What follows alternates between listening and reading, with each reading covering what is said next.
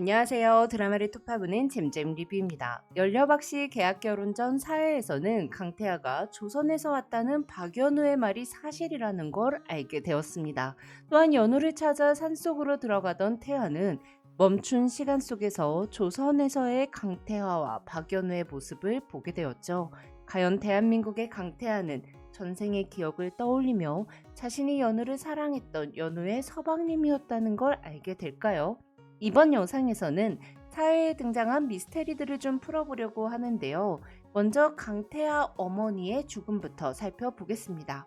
강태하는 연우가 자꾸 조선에서 왔다고 하자 기억상실증이 아닌지 의심하고 병원에서 검사를 받게 했는데요. 검사 결과 아무런 이상이 발견되지 않자 대한민국에서 지문조회도 되지 않는 박연우의 말이 사실인지 확인하고자 홍비서에게 결혼식을 올렸던 호텔과 이조판서를 지낸 박재원에 대해 알아보게끔 했습니다. 그리고 집으로 향하던 중 한 여자가 강태하의 팔을 잡고 살려달라며 쓰러졌죠. 그러자 강태하는 숨을 쉬기 어려워하며 과거 어머니가 돌아가시던 순간을 떠올렸는데요. 태하 어머니가 누워있던 곳은 병원이 아니라 의료기기를 갖춘 일반 집이었습니다. 태하의 어머니가 병원에 환자복을 안 입고 있었고 방 창문 모양이 꼭 옥탑방 같은 느낌을 주는 곳이더라고요. 태아의 어머니는 갑자기 고통을 호소했고 어린 태아는 방 안에서 문을 두드리며 도움을 청했지만 문은 밖에서 잠겨 있어 열리지 않았습니다. 바깥에서 누군가 문을 잠가버리고 태아 어머니가 응급처치를 받지 못한 채 죽도록 방치한 거죠. 문을 잠근 사람은 바로 민혜숙이었습니다.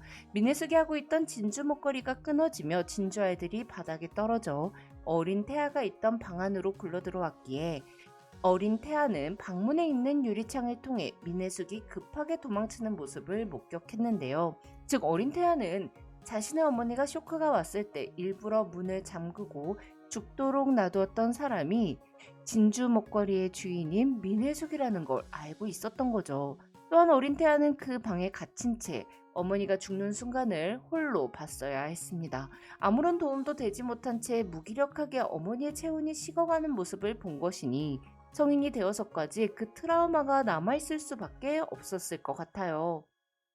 또한 자신의 엄마를 죽인 민혜숙이 계모가 되어 함께 살게 되었으니 지금의 태아가 뾰족하고 차가워질 수밖에 없었을 거예요. 한편 강상모가 자신의 손주인 강태민을 대하는 태도를 보면 이건 뭐 누가 뭐래도 친손주가 아님을 알고 있는 사람 같지 않나요? 회사에 출근하기로 한 강태민에게 강상모는 정원에 자란 예쁜 꽃들 중에 지 주제도 모르고 불쑥 튀어나온 잡초들을 뽑아달라며 또 올라오기 전에 아예 싹을 뽑아버려야 한다고 했습니다. 이는 SH서울은 예쁜 꽃인 강태하 거니까 어디서 굴러들어온 잡초인 강태민 너는 SH서울은 탐내지 말고 카페 사장 또는 건물주나 되라는 말이었죠.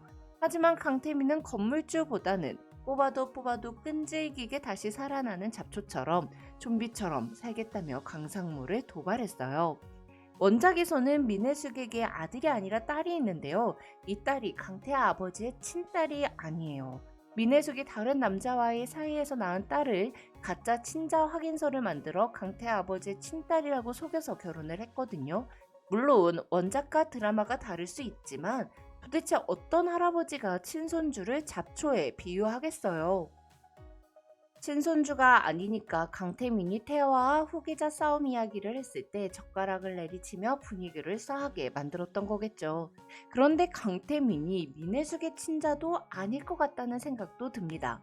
강태민이 민혜숙에게 누구랑 편먹을지 아직 안 정했다고 하자 민혜숙은 넌 태아 상대로는 안 되고 나한테도 안 된다고 하더라고요. 등장인물 소개를 보면 민혜숙이 일에 열중하느라 친아들 태민을 보듬지 못했다고 되어 있긴 하던데 손은지 민혜숙이 강태하의 아버지와 결혼하기 위해 일부러 임신하고 아이를 낳은 척 속이려고 고아원 같은 곳에서 태민이를 데려와 자기 자식인 척한 게 아닐까 싶기도 해요. 그리고 강태민도 자신이 민혜숙이 데리고 온 입양을 하는 걸 알고 있어서 큰 욕심을 내지 않고 한량 재벌 3세에 만족하고 살았던 게 아닐까 싶기도 합니다. 물론 아닐 수도 있지만요. 한편 민혜숙은 강상모의 생일 식사 모임에 태아와 계약 결혼을 하려던 신부 알바생을 납치해와 강태아에게 폭탄을 던지려고 했습니다. 하지만 강태민이 자신의 여자친구라고 소개하며 민혜숙의 작전을 망쳐버렸죠. 강태아에게 이런 얕은 수는 통하지 않는다는 걸 강태민이 알고 있다는 거에서 제가 강태민을 가소평가했다고 느껴지더라고요. 한편 강상모가 강태민이 친손주가 아니라는 걸 알면서도 봐주고 있는 건 죽은 자신의 아들이 민혜숙을 선택했기 때문인 것 같은데요. 하지만 태아에게 물려줘야 할 SH 서울을 넘본다면 봐주고 있진 않겠죠. 강상모가 보관하고 있는 어린 연우의 초상화에는 불에 타는 흔적이 있었습니다. 강상모가 연우 초상화를 갖고 있는 이유는 이 영상을 참고해주세요. 조선 강태아가 사망하고 연우까지 우물에 빠져 죽자 민씨 부인은 정실 부인의 아들인 강태아의 유품들을 모두 태워버렸을 것 같아요. 그리고 이때 조선의 강태아가 갖고 있던 연우의 초상화 끝이 불에 탄 게 아닐까 싶은데요. 연우의 초상화가 타지 않고 보존될 수 있었던 이유는 천명이 연우의 그림을 태우는 것을 막았기 때문이지 않을까 싶습니다. 한편 태아는 괴한에게 죽임을 당할 뻔한 연우를 구해냈습니다. 강상무의 집에서 사월이를 만난 연우는 11시에 따로 마당에서 접선하기로 약속을 했는데요. 사월이를 기다리던 연우 앞에 흰 나비가 나타났고 연우는 흰 나비가 이끄는 곳으로 따라갔습니다. 강상모의 집 뒤에 있는 산속에는 박연우의 것으로 추정되는 연료비가 있었는데요. 아직 연우는 이 연료비가 누구의 이름으로 되어 있는지는 못 본 것 같아요. 그런데 괴한이 연우를 뒤쫓아왔습니다. 연우 앞에서 민혜숙은 일부러 접시를 떨어뜨려 깨며 너도 박살난 접시 꼴이 날 수 있다고 경고를 했는데요. 그러니 연우를 쫓아온 사람은 민혜숙이 연우를 제거하기 위해 보낸 사람이겠죠. 죽이려는 것까진 아니겠지만 크게 다치게 하고자 했던 것 같은데요. 민혜숙은 강태아의 차를 고장내 사고를 유발해 목숨을 위협했던 적도 있으니까요. 조선에서 연우를 우물에 빠뜨렸던 사람은 대한민국에서 민혜숙의 오른팔인 황명수 이사의 전생이 아닐까 싶어요. 황명수가 전생에 민씨 부인의 밑에서 일하던 사람이었고 민씨 부인의 명으로 박연우를 우물에 던졌던 게 아닐까 싶습니다. 하지만 현생에서 연우를 쫓아가던 사람이 홍명수 이사일 것 같진 않더라고요. 아마 태아의 계약 신부를 납치했던 사람들과 같은 무리이지 않을까 싶어요. 한편 태아는 5년 전에 심장 수술을 받았습니다. 주치 최현욱은 태아에게 정밀 검사를 받자며 권고가 아니라 경고라고 말했고 태아가 거절하자 태아의 수술을 담당했던 의사에게 몇 가지 의논드리고 싶은 일이 있다며 메일을 보냈죠. 약을 먹고 있긴 하지만 수술 이후 괜찮은 듯 보였던 태아의 심장에 뭔가 이상이 생긴 걸까요? 아니면 진짜로 연우 때문에 심장이 과하게 두근거려서 그러는 걸까요?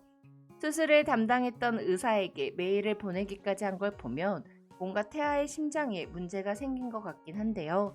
태아의 심장은 과연 완치될 수 있을까요? 저는 그럼 연례박씨 계약 결혼 전 5회 예고편 분석 영상으로 돌아올게요. 지금까지 드라마를 톱파보는 잼잼 리뷰였습니다. 감사합니다.